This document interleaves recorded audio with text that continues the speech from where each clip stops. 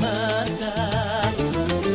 Hei, jangan mentang-mentang kuasa menyuruh orang tolak pinggang setinggi dada.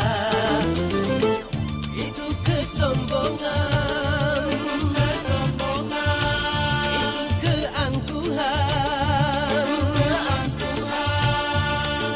Bukan pakaianmu, tapi pakaian Tuhan yang berhak disembah oleh segenap alam. Hei, silahkan punya dan kuasa, tapi janganlah angkuh sombong pada sesama.